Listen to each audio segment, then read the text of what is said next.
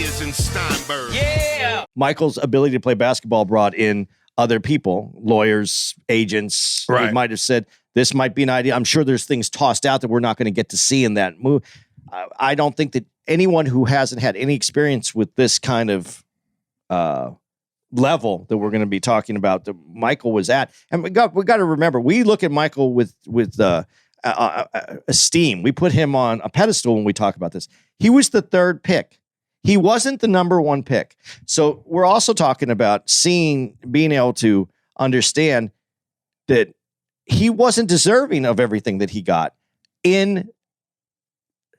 This will be you'll like this. You'll like this for you.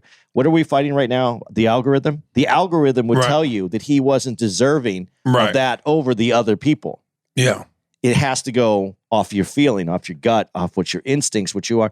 And so when he says it, I think that his mother had really pushed him. And I did read before this movie ever came out that his mother was the one who pushed him to at least take the meeting with Nike because he didn't want it. He either wanted, and the way that they made Adidas sound, I know that he wanted Adidas because Adidas was that brand at the time. Well, it was his favorite shoe. But I don't think that Adidas was coming. I think it would have been Converse anyway, because Converse was the one that was going to come with the money and with the other thing, from what I've read in the past. But your mom, who's never been this business person like this, is going to come through with all of this? Or is this an ode to the son looking at his mom and putting her in that place where this is how he sees it, Michael sees it? Because if you go back and you read, there's a lot of different things that other people are saying. Phil Knight has a different idea of how the Jordan brand came to be. Jordan has a different idea. Jordan has spoke on it a few different times with a few different interpretations of how it went. Sonny Vaccaro says it's all him. So there's a lot that goes into this. Well, I love when his mother said, when she's talking to Matt Damon, the NBA isn't going to be promoting my son. My son's going to be promoting the NBA. And then that feeds also back to what I'm saying about him being an 18-year-old kid and not having the ability to make these decisions. Because I love when David Falk said, he's a kid. He's not thinking about what he will have. He's thinking about what he doesn't have. So, and like most... That's a strong line, and that's how people need to look at... I love that line, but what I was going to say was, imagine if young people in a position to get wealth and fame and be in Michael's position, athletes, if they had the foresight to think that way, because they don't. And most young people don't. They think about what they want right now because they don't have it. But if you could really have the foresight and the maturity to go bigger picture, later down the line, what's more important? We're all impulsive. We want that line, what we don't have. And then you teach yourself to get away from that. But they did that test. I talked about this on here too, where you could tell a kid they could have a bag of M&Ms at the end of the week. Right. Or they could have 3 M&Ms today, right now. Yeah. And they almost all kids take the 3 M&Ms because like you said, you want what you don't have. It's a great line. But I think that there was a lot of people that were looking at Jordan because heard that statement, he's going to be marketing the NBA. I believe that a mom would say that because only a mom would see it that way. Right. Only the mom would see it that way because you're the third pick. And I'm not, again, Jordan, when he entered the league, no one knew that he was going to be that guy. I don't care what anybody says. I loved at the end of I don't want to jump ahead because I like that you have your notes. I'm not going to mess up your notes. But he's the third pick. And we have to, when you're watching this movie, you know what has happened now. But at that moment, when this is happening, the third pick is not in charge of your destiny the same way this is right now. But maybe you also are in charge of your destiny because if you were the first pick, does Converse pay you more and you never even take the meeting with Nike? Do people stay out of it because that's the right deal? Because I'm the first pick. They have belief in me. Now I'm going to go there. Sam Bowie got picked over Michael Jordan. And he was a complete bust. Now, he played for several years. Yeah, but he was like... He just didn't have the body to Was he the number one pick? I think he was number one. And then so you're the number one pick and you're a bust? Who's number... But it wasn't a bust. He played for a long time. I know, but he was the twin. It wasn't he the Twin Towers? Wasn't it? No, that was Akeem Olajuwon and what's that guy's name? Yeah, what year was that? No, that wasn't Sam Bowie at all. No, okay, you're right. No, it wasn't. That was Hakeem Olajuwon. I know it's not Otis Thorpe. It was Hakeem Olajuwon. What year did Jordan come out? 84, right? NBA draft. 87. 80s. Went. NBA draft. Top picks, 1987.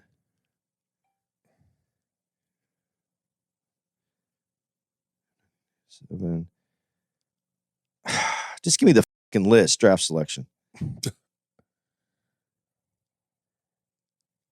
This is this is because Scottie Pippen is the 5th pick in that, so it's not 87. We don't even NBA draft year Michael Jordan 84. came out. Then it's 84. I got you yelling at me in that. This is where some of the writers that write into the podcast, or some dudes hit me up on Instagram like, dude, this is why you need me to be you guys' producer, so I could pull this shit up immediately. Dude, no one pulls it up immediately. Most people just have editing that's better than ours. But we like you to have the gritty, dirty part of our podcast. So it's 84, right? Yeah, it is 84. Jordan came in 84. Michael Jordan signs Bulls, 1984. So 84 NBA draft.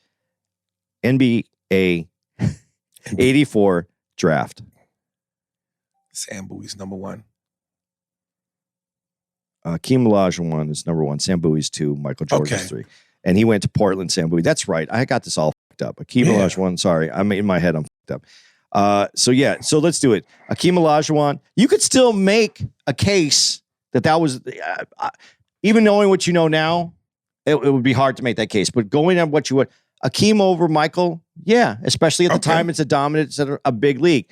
Sam Bowie, because he was a bigger player, yeah, that's rough. And he did have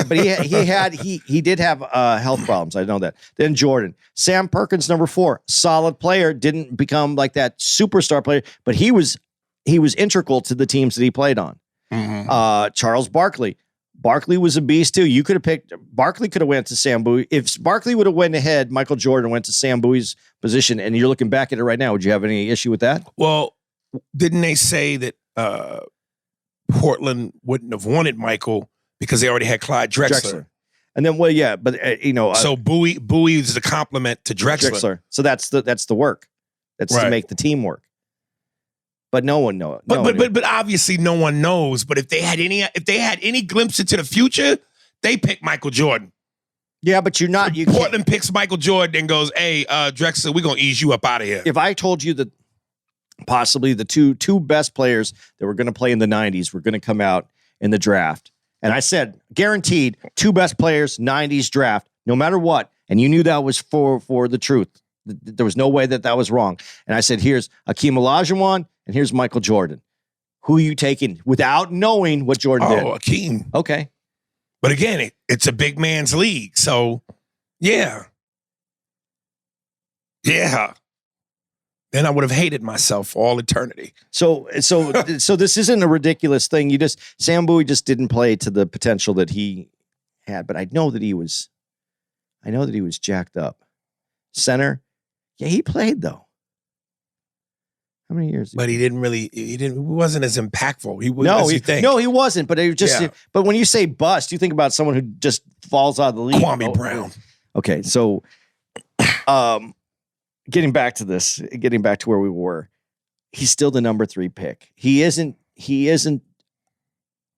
they had to see it in him to really want to do it. And again, this is what I loved about Matt Damon's character. And he was considered, as they said in the movie, a guru of basketball. He saw it. He saw it. But that's from I know that's from his perspective. And I like how they broke it down, how he saw it and how he looked at the coach. Who was the coach for North Carolina at the time? Dean Smith. He saw Dean. Why would Dean Smith put him in that position? If he didn't know, he knew that the 18-year-old was better to be in that position than anyone else on the floor. So he saw what Dean Smith saw. That makes sense to me. That makes sense. But Sonny Vaccaro, and who is essential in what's happening in the NCAAs right now. They talked about that a little bit, but if you read about him, he's more famous for that than he is for Jordan, because there's a disagreement between who is the one who brought the Jordan brand to life. Right. Okay, so I love when Matt Damon was trying to sell Jordan to Phil Knight. And this is when I kind of like pumped myself in the theater. When he just said, this guy's a killer. And this is why I go, man, this young generation, man, they just don't understand. Mike was an assassin. And I love when they try to say shit like, man, y'all act like he won every game. Y'all act like he didn't lose before he started winning. Again, no true Jordan fan says that or thinks that. We know he lost. It's called a learning curve. No, again, I've said this. Other than Magic Johnson, no one has ever come into the league and won a championship immediately. Magic did it his rookie year. Unheard of. But you just knew that once Michael won and got the right pieces around him, he was a stone cold killer. The way he played, poetry and motion, grace, beauty, killer instinct. And I don't want to turn this into a MJ versus LeBron, but God damn it. but see, I lived through this era. I saw it with my own eyes. I've seen him live. I saw him on TV. And as I've always said, I know Muhammad Ali was a bad. I love Muhammad Ali. Turning to Chris Rock. I love Muhammad Ali. I love Muhammad Ali. But that was my dad's era. I can only imagine how amazing it must have been to see him in his prime live. There's no way I can fully grasp how amazing it was because I just didn't see it. But I see it on YouTube. I've seen the tapes. And I still recognize his greatness, but it ain't the same thing as in person. Okay, there's a few things that go into this. One, when you talk about LeBron versus Michael, and I think that's the problem because it's versus. Like there's 1 and 2. No one is saying that it's Michael Jordan number 1, LeBron back of the bus. We're saying that there's a plane in the air and the pilot is Michael Jordan and the co-pilot, if you want to put him there, is LeBron. I probably don't put him as my co-pilot, but I'm just saying, I know most of the people are going to say, well, he's great. Few things that go into this. One is, again, when I talk about how people just accept certain things instead of looking at them, big picture and learning from them, you just see athleticism, and there's so much of it now, you just assume that this NBA has always been this way. If you didn't have athleticism, and because the rules are different now and they're made so athletes can shine now, you just had to be a brute. You had to be a Lambeer. You got to take someone's head off. There's fighting. You got a technical foul back then meant blood and an injury. It didn't mean someone turned their elbow and it accidentally hit someone and that's a technical foul. That was not a technical foul in our day. That was not a technical foul in Jordan's day. That was probably not even a whistle. Right. If it's an accident, it wasn't a whistle. You had to have blood for it to be a whistle if it was an accident. And half the time it wasn't even called because they weren't looking for it. It's a different game. I get that. But I'm not saying LeBron is a scrub because I'm saying Jordan was probably the best athlete that I can think of to play basketball. I think he's the greatest basketball player that ever played. I love Kareem. You brought those 3. I think you can put in my 3. I don't know who my 4th is, but when you have Jordan and you have Magic, and then you have Kareem, and then you brought up only Magic was the only one to win his first year, but he doesn't win that without Kareem being there already. Right. That wouldn't happen. Literally, no one was stated that no one was going to be a Bull after Michael Jordan got there. That was going to be a rebuild, a tear down to the beginning. And that's the reason he didn't win when everybody's yelling. He didn't win when he first got there. That was a rebuild. He was the beginning of the rebuild. Right. As he said in Last Dance, they were referred to by the paper as the cocaine traveling circus. I don't talk much about that because Phoenix had its own problems at that time too. And listen, let me just add to that one thing before I make my next point. Because listen, I love Gilbert Arenas. I did his podcast, super cool dude. But sometimes when I watch him talk about this era versus our era, he infuriates me to the point where I want to put hands on him. Because he says wild shit. Like when he goes, oh, people talk about tough fouls and more physical in the old era. Why? Because they beat you up? Because they just beat you up? Yeah. Well, to that, okay, I don't think it was a beat you up, but certainly because the physicality was far more tougher. You want to talk about athleticism? It takes a lot of athleticism to weave through that, to have to score against that. So if athleticism is your bragging point, today's athletes are more athletic. Okay, but like you just said, they play in a time now where they're allowed to be able to have the freedom to show that athleticism because the physicality isn't there. So imagine having to play against that kind of physicality and still score 30 points, still find a way to finish at the rim with a layup or a dunk. So come on, man. Don't just relegate that to, they just beat you up. Okay. It was the WWF. Okay, and let me add one more thing to that. Because what you just said, and I said, yeah, beat you up. Yeah, and this is why Jordan is the greatest. It's the mindset, because you knew that you were going to go in there and get beat up. And yeah, that might be cool the first 5 times you get knocked down or get an elbow or get hit in the chest with an elbow. Whatever happens to you, happens to you. But after 5 of them, and now we're at the end of the game and the game is on the line and you got to go in there knowing you're going to get hit and harder because the game is at the end and you still take it in there and you still have to score after all that. Man, it's the mental. It's not just the physical. You have and the younger generation that you talk about, man, we're more athletic, but you're not stronger in there. And that's where the game is won. Because these guys are all great. These guys can play ball. It's what happens up here that makes the difference in the game. And that's also what makes the difference between having a company and being making some money and being Michael Jordan. Right. Okay. Right. Yeah. You know, real quick, a little off topic, but still on topic because it's basketball. I saw a clip on Instagram where somebody said, man, how would Shaq do in today's era? Could Shaq play in today's era? And Shaq himself addressed it, and he said, I'm still playing today. I'm Giannis Akatapatimpo, however you say his name. And he goes, I'm that dude, you know, in terms of the speed. He goes, yeah, I can't maybe shoot as good as him, but as far as the power, the agility, the athleticism, the speed, the height, the ability, the boards, dunking, I did all that. So what makes you think I couldn't play in this league? But of course, in the comments, yo, Shaq crazy if he think he could play today. Giannis is so much quicker and he's this and he's that. What? Before Shaq played with Phil, Shaq would bring the ball up. In Orlando. Like a point guard. Look like a point guard. Not just bring it up, but look like ball handling skills. Oh, God. It is very funny when people don't know their history. You have to know that you have to not just know it and read it. You got to see it. And we have the ability to see it. And you guys are still crazy. That's insane. But back to MJ. But that's insane. That like these people in the comments, Shaq couldn't play today because what? This was literally an 18-wheeler with speed. The girth of a building. And you know what? And as far as being tough and the way that the game's called today, Shaq, as big as Shaq is, if Shaq gave anybody an elbow.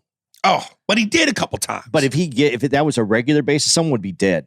Shaq was really in control of his game. Right. Yet sometimes it happened because it is Ass Matumbo. Well, he wanted to give that to him. Oof. But I'm just saying that's Right. death. You know, he wouldn't have been able to, he could play. He was very in control of his game. And as dominant as Shaq was on the court, he still was pleasant. Imagine if he had a New York Knicks mentality. 90s Knicks mentality with what he could do physically. I think they would have fouled him even harder though at the end of the games. That's Shaq's my only thing with Shaq. The reason I don't put him in my top is because I can't have him in at the end of the game. I'm sorry, man. I still think he's one of the best ever to lace him up. Right. But that's my only quirk. I saw in an interview where Ben Affleck said Michael Jordan said he would only sign off on this movie if Viola Davis played his mom. Yeah, I read that. Yeah, what'd you think of her performance? I thought it was good. I don't like there's one scene in there where she's just staring off into space and they kind of go around her to make her this like character of this unbelievable person. But it looked so posed. I didn't like it. I didn't understand what that. Did you know what scene I'm talking about? It's towards the very end when they're all like kind of looking at what's transpiring. Right. That was the only scene I didn't like. I thought she did a great job. That's her husband that's playing her husband in the movie. Really? Yeah, that's what I thought I read that. Oh shit.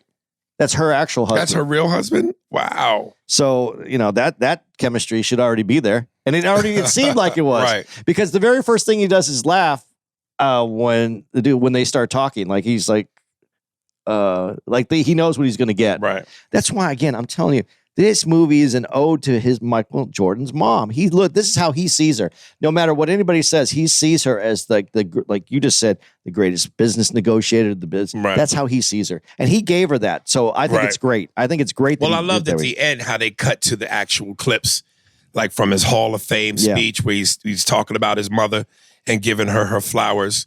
And other clips, in regards to, I got the goosebumps when sometimes Audrey. Yeah, I started laughing when they cut to that. Did you like her performance though? Did you think she did a great job? Listen, Viola Davis is solid, man.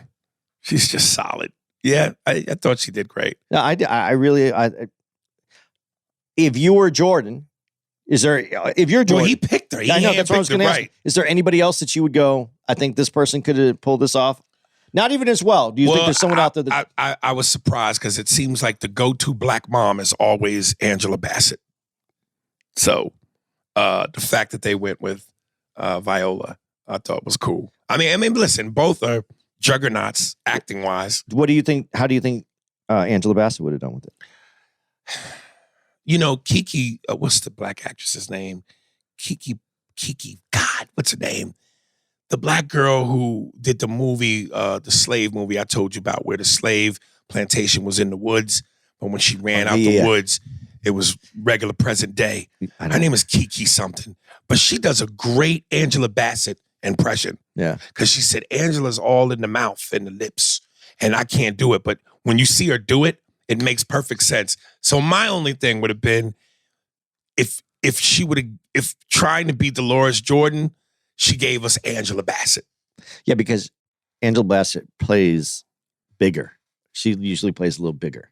Like this was a subdued character. Yeah, it was within her, not out of her, to be the person that she's in. Okay, that's the only reason. Because when I think of Angela Bassett's greatest performances, of course, What's Love Got, and that's out. That's out. That's when big. you think of the mother in Black Panther. That's out. So yeah, I see what you're saying. Even in the other one, the love affair one. The love affair one. What's the movie that she does when the younger guy that she's with the younger guy? It's a woman's movie. We're not you. How Stella Got a Groove Back. Yeah. That's still out. I didn't really see that. It's a woman's movie. You're not going to go see it. Right. Can I be honest? Yeah. I didn't see it either. But the clips I saw, it's outwardly. It's outwardly. And dude, I also saw before I saw this movie, and even before I saw the interview, I knew they weren't going to do it. But I was wondering, when are they going to do it? Are they going to have an actor play Michael Jordan? And then I saw Ben Affleck give the interview when he said, we didn't want to have an actor play Michael Jordan because the moment you see that, you're going to go, it's fake. Yeah, it takes you out of the movie. It takes you out of the movie. So I thought they did a great job with hiding him. Whoever played the body double, the front, and I said to you, from the back, he looked like Michael Jordan. No, they have his name in here. But even in the scenes where they showed the family all together, but the way they cut the angles of the camera and put him behind certain things where you didn't even get a good side profile, I thought was pretty cool. What was good about it is because if you don't know that they're not going to show him, you're looking for him. Exactly. So you're still looking and hoping you get that glimpse. Right. But they did it well. They really and had you saw an actor trying to pull that off, it would have took you out the movie. There you go. What's his name? Damian Delano Young. Yeah, from the back, he looked like Jordan. They should have actually put his picture in the opposite way. Oh, that's funny. So you see the back of his head? That's hilarious. That is him. I recognize that. That head, yeah. Who did you like before because I know we're going to talk mainly about Jordan, but is there any character? Did you like all the characters? Yeah, I did. I'm surprised they did our man like that, comedian Al Madrigal. Yeah. He didn't have shit. You know that was him, right? In the boardroom meeting. Yeah. But they didn't give him nothing. Let's see. Well, I'm trying to remember what the guy's name. He didn't even have a name in it, did he? Al Madrigal. Yeah, you see him? Yeah, but I'm looking for him. Where? Oh, maybe did he? I don't think he had a line. No, I don't think he did. That's what I'm saying. I don't think he had a line. There's something on the editing room floor, though. I'm sure there probably is. Yeah, I don't even see it in there. Jason Bateman. I think he did. He looked like the guy from the 70s, except they said I just turned 44 to 45, and I'm like, dude, you look 55 though now. You do look 55, but only because I know how young Jason Bateman looked when he was in his 40s. Dude, there's certain dudes I could just watch act all day. Ben Affleck, did you think he did a good job? I thought Ben, Matt, and Jason was solid. I love when they were all in scenes together. What about Chris? I don't know, Messina, the David Falk. He played David. I thought he was good as David Falk. Yeah. Crazy thing is, I'm only used to seeing David Falk without hair. Yeah, and I pictured that dude that was playing him without hair, and he to me he looked like him. Chris Tucker. And I knew exactly who Chris was playing because again, The Last Dance, when the actual guy was like, "We gonna pay him what? A rookie what? Who hasn't done anything in the NBA?" I like when it's in the commercial that they always show on TV, but when he goes, "That's exactly the definition of a rookie." When Phil Knight is saying to him, someone who's never even stepped on Dude, I obviously didn't know anything about Phil Knight, but I didn't know until this movie. But damn, that real motherfucker. And then they showed his real picture. He really had a thing for sitting there with his feet out. Oh, yeah. On the desk with no socks. Yeah, so did the dude from Apple. Steve Jobs? Yeah. He didn't wear shoes a lot of times. Man, put your socks on, man. You got to get that connection with the earth. That, no, I'm telling you, though, there's a lot of people talking about this because we wear shoes, because everything is we walk on carpet, we walk on top. We don't walk, we're not connected to the earth. We need to you need to take your shoes off and go stand in the grass every now and then, like at a park, and take your shoes off and get connected with the earth. I'm serious. Jesus. I was just trying to think of anybody. A pivotal character that's really underplayed in this, it's playing George Raveling, Marlon Wayans.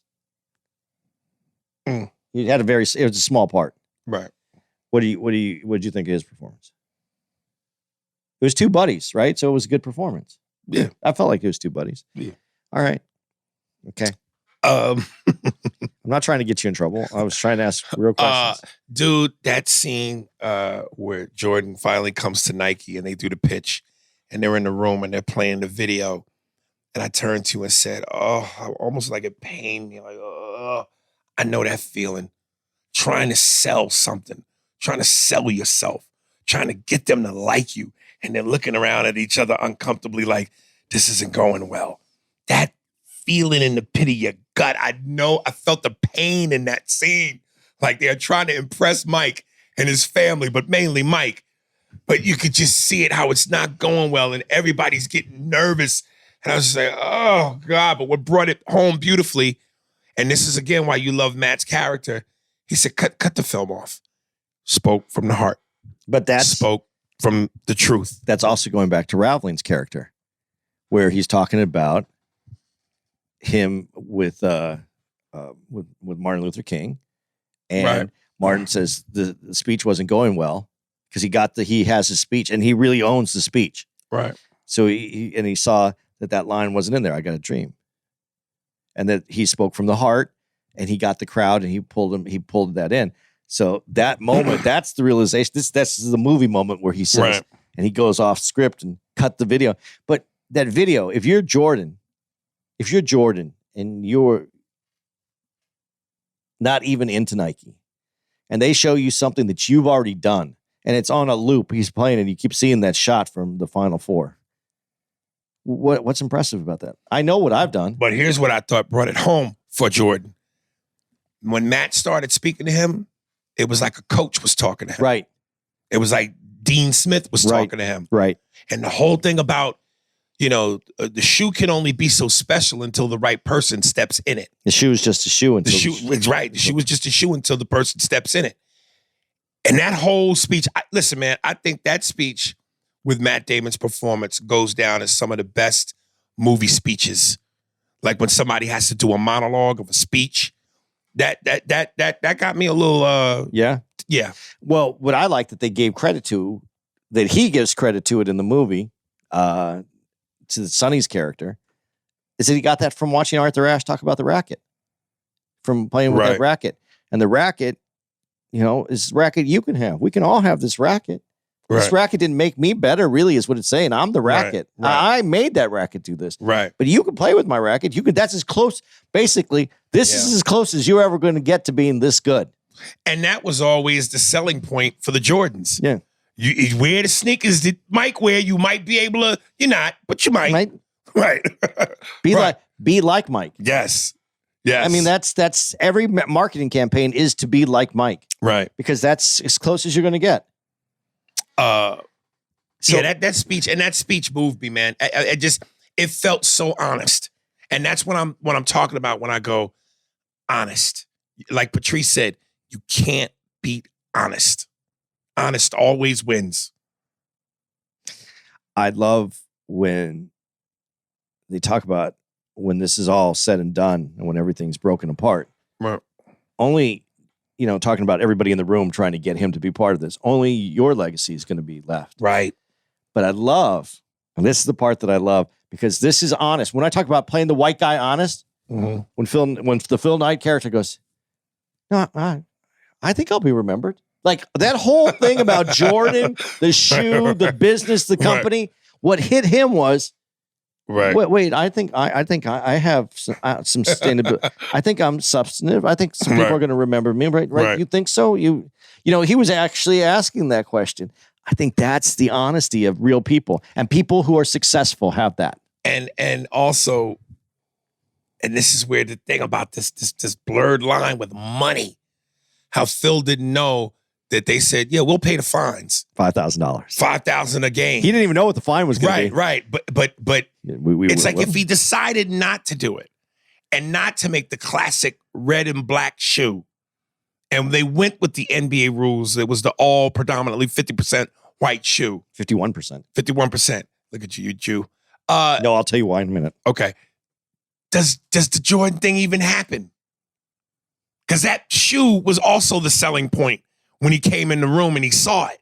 Well, that's the Strasser, the other guy that Jason Bateman's playing. That's his was no, we'll do that. He saw that as marketing. That's better than a commercial. I'll pay that $5,000 for the day because that's going to get me more attention than a commercial. Right, but if Phil had stuck to company policy, you're right. Then that moment doesn't happen. But that's what I'm saying. Sometimes the businessman, the guy who owns it, forgets what the marketing is, and that's why he was like, "Wait, we're going to pay that?" But if you think about it, $5,000 for one day, that's going to go on. That's going to be a controversy. That's worth money. You'd spend that money in a second if someone said, I could get you into this many homes for $5,000. You would go, okay, yeah, right now.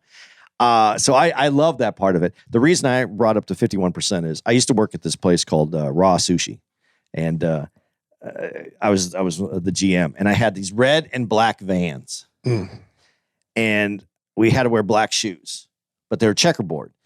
And I said, and so the district manager, he goes, he said, you can't wear those because it has to be at least 50% black shoes, it's predominantly black shoes. I go, so anything over 50%? He goes, yeah. Well, in those shoes, the inset is black. So I go, it's over 50%. He goes, yeah, but the checkerboard, what sticks out of your shoe, they need to be black, Andy. I can't have you wearing this. I go, our colors are red and black. These are red and black Vans. And you have a problem with that? He goes, it has to be over 50% black. And I took my Sharpie out and I took one of the red squares and I made it black. And I go, will you get off my ass now? Right. And he still wanted me to get rid of him. But that's why when you said it, in my head, that same thing is happening. That brought back a memory where I was pissed about that. Towards the end of the movie, while they're showing some of this footage of actual Michael footage and stills, this little note comes up and it said, Michael Jordan makes $400 million a year in passive income annually from Air Jordan. Passive income for $400 million is passive income. That's okay. Yeah, I want to know what the aggressive income is. Wow. What's the aggressive income on Jesus, that? Passive. Yeah. It's amazing. And then and I'm not taking anything away from Michael's mom by saying, like, I don't know that was all her coming up with that idea. But that idea, basically revolutionized The fact that Nike went for it Right. revolutionized how athletes got paid. But here's the other thing, though. This has been going on. This is another reason why Michael's the greatest. Other people can get this deal. Other people can get a deal where they can get a percentage. Other people have owned their own shoe lines. Right. Which one's making more money than Michael Jordan? How many years after being out of basketball? And let me see. I'm glad you said that because now this takes me to my point, which I go, again, sometimes my people, black people who I love dearly, and I'm proud to be black, can't see the forest beyond the trees. So he revolutionized how athletes in a sport that's predominantly black get paid so that they can feed themselves and their families. It also said that the Michael Jordan, the James Jordan Foundation gives millions to athletes and their families. Again, I'm sure a lot of those athletes are black. But come on, black people, let's hear it. He don't do shit for the black community. Michael Jordan don't do shit for black people. You niggas are never satisfied, man. And you can't see the forest beyond the trees. Let me say again, revolutionize the way athletes in a predominantly black sport get max money so that they can take care of themselves, their families, and decide to open up black businesses if they choose to and help within the community. All of that comes from the roots of the tree called Air Jordan. All those branches now that are there come from the roots of that tree. But Michael Jordan don't do shit for black people. While you're speaking of those roots, I just want to let you know that the roots was planted by Peter Moore, who's the designer for Nike. It also came up with the Jumpman logo. Without MJ, you don't have any of that. Without the Jumpman. You don't have the logo. You don't have the design. You don't have nothing. Yeah, you don't need it. You don't need it. But there's a lot of people that don't have this design. The Air Jordan logo, the Dunkman logo.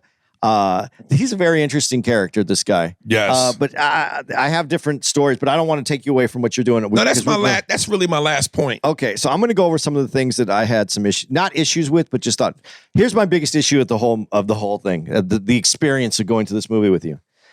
Today, Aries went to the movie theaters with me. We went early because we wanted to get this, we wanted to see it and come do the podcast so that we'd be. I see your note, and I can't wait to tell you what I'm about to tell you. Go ahead. And Aries ordered a hot dog at 10 something in the morning. And this dude who worked there is I think is the manager, but he wouldn't be able to manage anything that I've ever thought of owning in my life. But anyway, Aries orders the hot dog. Everything's a problem. But basically, there's no mustard. Aries can't put mustard. There's no basically. There is none. No, there's no mustard. So I eat my hot dog with mustard. Okay, so he ate a hot dog at 10 something in the morning with nothing on it. And ketchup. Okay, you did put ketchup on it? Ketchup Thank on it. God. I wasn't happy about it. A naked hot dog. You might as well be putting dick in there. It's like, I was looking at you. I was like, I didn't want to even see you eat that hot dog. But Aries had that hot dog. That was the most disturbing part of this movie to me. Now, man, before you get off that note, okay, I carry with me in my backpack at least 10 packs of mustard. And you didn't have your backpack? I didn't have my backpack because I wouldn't have known that the theater wouldn't have mustard. But I was sitting in the theater like, damn, if only I had grabbed a pack of mustard out my backpack. I have mustard here that I threw away from my burger that I had. And I thought about it when you were going through it. I thought about running back here and just getting you the fucking mustard. I wouldn't have taken the mustard you pulled out the garbage can. I wouldn't have told you it was in the garbage can. It didn't touch anything. The mustard is in a bag that I got from my food, and it's still in the bag. You know, my blackness would have been upset at you. I wouldn't have told you. I can tell you now because I wouldn't have told you then. So that was the beginning of it. And I was like, damn, I want to have a good time with this movie. And this manager here is f***ing up the movie experience from the beginning. And that's what I was kind of pissed at, is that he was f***ing up. So AMC, I already sent you a message on your customer complaint line. I already did. Have some mustard. And the reason I did is because you can't be out of mustard.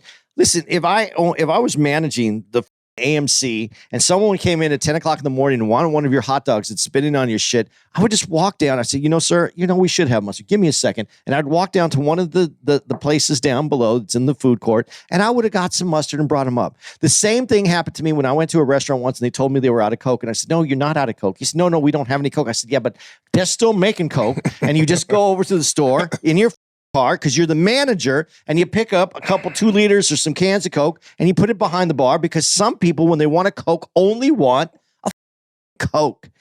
I don't know. I've been in the restaurant business a long time. All of you managers that are piece of shits that don't go and do your job. Yeah, you have a busy day, but we came in. Go get the mustard and go get the Coke. Okay. So the next part, Peter Moore is I did bring this up, and this is the only thing we could talk about Sonny, what his place was, because there is a big argument over who really brought this to fruition. And what I like about this is I said Michael gave several different accounts of how his line came up. And I think Michael at the very end, and this movie basically said it to me, my mom did this. I don't care what we say. It doesn't get here without my mom. And that's what I took from this movie. If I took anything from the movie, Michael's feelings is, this is my mom. My mom made this happen. Thank you, Mom. That's how I take this movie. Right. Because Rob Strasser, Jason Bateman character, played a huge role in it that they don't talk about. It doesn't even get talked about. But in this, you see that as they do the movie, Sammy Vicario uses a lot of what other people are saying, and basically he runs with it. And you just see everybody give a nod to it, like, yeah, that's okay, because you're doing this for all of us. You're doing this for all of us. So the reason they didn't talk about it is because they can't have every character put in their influence like that, because it's hard to follow. So they usually do that with one character. But there was a bigger impact from certain people. But the thing that makes me kind of cringy about this is that Peter Moore is a great designer, but he's a designer. He's made a lot of great shoes. He is no longer alive, so I'm not talking bad about him at all. But as far as the functionality, that was something that Michael Jordan had a problem with, was the functionality of the Air Jordan. He wanted the shoe to be made for an athlete, like they said in it. And that was one of the Peter Moore's designs, is to lower the shoe in the beginning, because that's what he liked about Adidas, is that it was lower to the ground, less room for twerking on your shoe, your ankles turn. So that's what he liked. And I give Peter Moore a lot of credit for all the logos that he did. He eventually went to Adidas, and he created that mountain logo that's being used now. So he is definitely very important to the story, very important to who he is. But Tinker Hatfield is the one that Jordan actually worked with to develop the Nikes that Jordan actually loved. The reason he stayed with Nike. There was points where if they couldn't get the shoe right, that he didn't want to be part of it, because he wanted a good shoe to go out. He wanted a good shoe. So Jordan is just as much a part of launching this, obviously, because not only because of his name, but his demand that his athletic shoe actually worked for athletes, which was different. You used to just put out a shoe and the athlete wore it, and then you sold the shoe to the general public.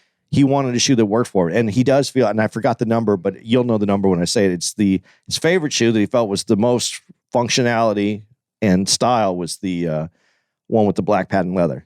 Yeah, I don't know the number. But that's the one. I know that shoe. Again, I've never been a big sneakerhead.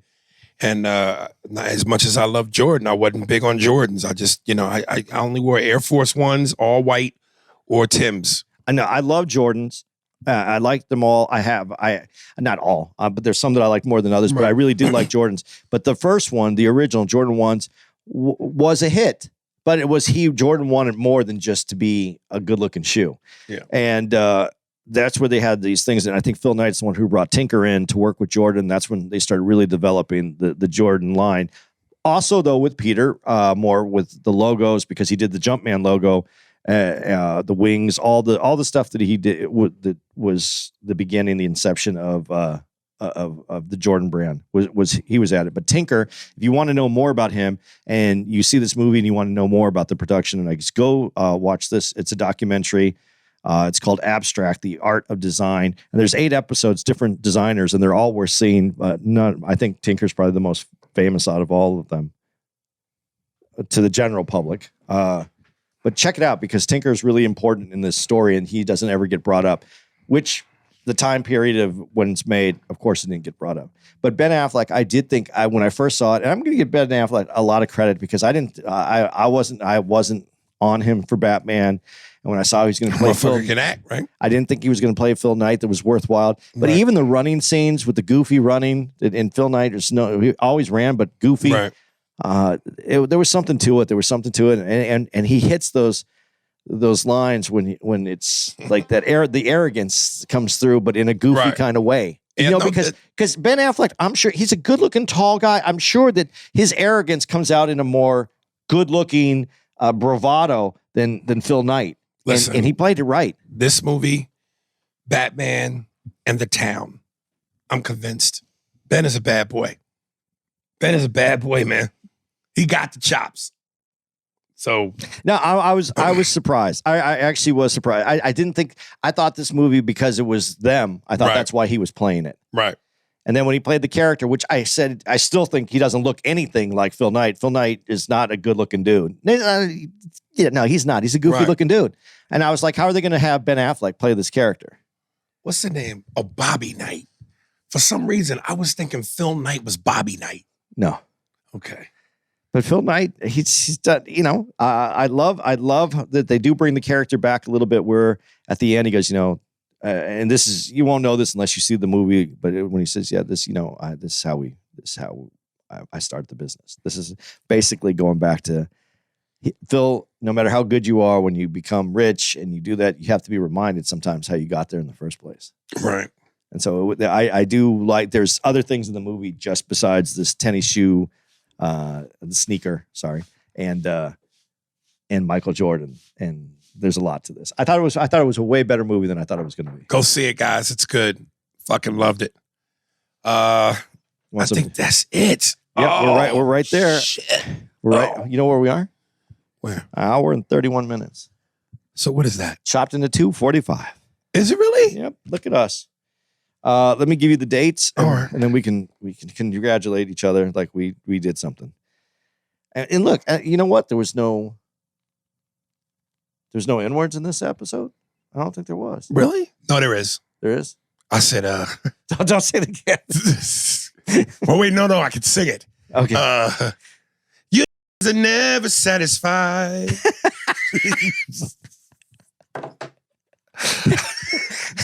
Dude, you're ready to write jingles, man. Oh, God. Michael Jordan ain't never do nothing for black people. What do you do for black people? So fuck out of here with that. All right, guys. You're listening to this. I think we're going to be arriving here shortly at the Arlington Improv, Arlington, Texas, April 27th through the 30th. May 5th through the 7th, we're going to be at the Cleveland Improv. Just a bit outside. Caca. There we go. May 25th through the 28th, Helium will be Portland, Oregon. You ready to eat some cannolis? Yeah, I always like when he comes down and brings us the cannolis and the cookies. I'm going to talk to him about some other stuff. Cannolis. I want to talk to him. Pushy love the cannolis. I'm going to talk to him about his other business. That fat cannolis probably spit some of that cream out of his ass when he turned to the FBI. He's such a nice guy. Loves you. He does, man. He'd come out all the shows. The guy really love me. Let me beg his wife. I give it a cannoli. A black cannoli with cream. Leave the gun, take the cannolis. Leave the gun, take the cannolis. Where's that from? Godfather. Who said it? What the guy? What an Italian guy. An Italian guy. It's take the gun, leave the cannolis. Yeah.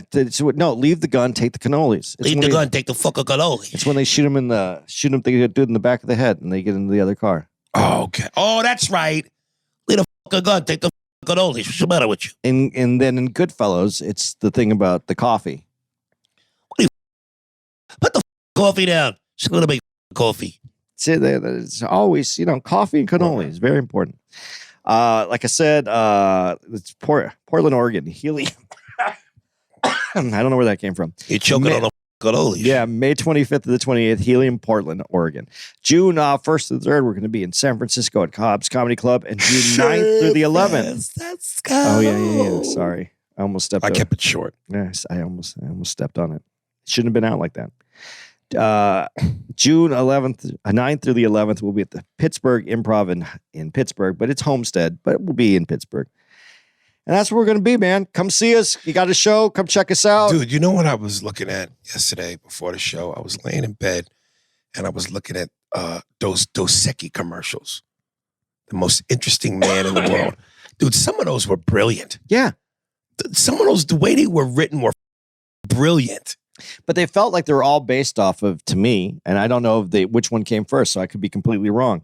But this is where I forget people's name. Who's Texas Ranger? Chuck Norris. Yeah, all those Chuck Norris. They sound like Chuck feel Norris. more to me like James Bond. James Bond. Yeah, but Chuck Norris, when they're all those like COVID catches Chuck Norris, or the basically. If he ever punched you in the face, you would have the urge to thank him. That's all sounds there like was a couple that were. You know what it reminds me of? The point of the character, Burt Bridgewater. Yeah. Overly what a man is. He's the coolest guy in the world. Yeah. God, some of those were brilliant. I don't think that they're going to be able to do commercials like that ever again, though. Oh my God. You can't. I don't know, man. We're in a weird. The pendulum is either going to swing back or. When in Rome, they do as he does. I love that one. Oh, got anything else? No, I think that's it. I was trying to think of some more of what they were, but God, some of those were good. What's you guys' favorite, most interesting man in the world? Dude, I told you I wish I when I had wrote my own sketch show, I told you I had an idea to do a bum character, a homeless guy. He was like the most coolest bum in the world, and I basically patterned it after the Dos Equis guy. But I had one, but I think I used it for Burt Bridgewater, where it was like he sets himself ablaze to light his own cigarette. But I had a bunch of them. Yeah. All right, guys. There it is. Spears and Steinberg. Thanks for listening to the Spears and Steinberg podcast. If you'd like to know who's responsible for this shit, it was hosted by Ari Spears and Andy Steinberg, produced by Steve Merrick and Anthony Holmes, executive producer, Big Papa, Robert Kelly, and Matt Kleinschmidt for the Laugh Button podcast. For more information on where to find us on the internet, visit SpearsburgPod.com.